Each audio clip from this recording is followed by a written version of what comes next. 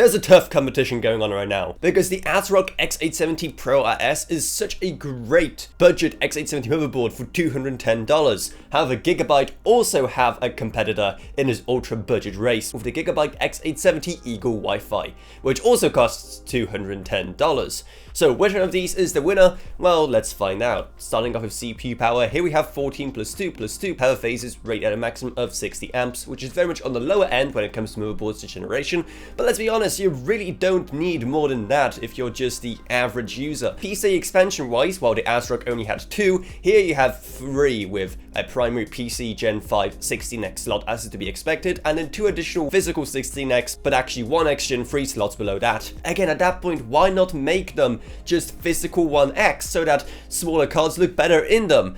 I feel like a broken record saying that in every video.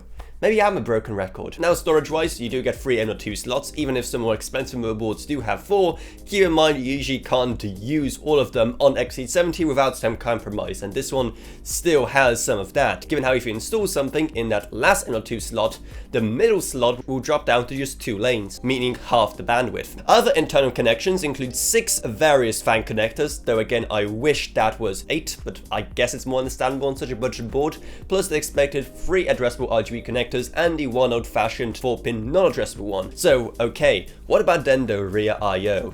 Well, here, actually, ASRock beat out Gigabyte at their own game, because while it's usually the Gigabyte motherboards that have the most USB Type-A, the ASRock has a mind-boggling 10 on a $210 motherboard, while the Eagle has just 8, with half of them being Gen 2, though at least you still get the 2 full 40 gigabit per second Type-C ports, and it still blows my mind that you can get such fast I/O on such a cheap board, and it's still pretty much the only big reason why you should even bother going X870 rather than saving some money and going with something last gen like X670 or B650. Other I/O includes HDMI for integrated graphics, but no DisplayPort, which is a common theme this generation, 2.5 gig Ethernet, because MSI are the only guys to offer 5 gig this generation, WiFi7 using Gigabyte special easy plug connector, and as is to be expected from Gigabyte, just 3 audio jacks, which is still disappointing, but again, I know most people won't care about that,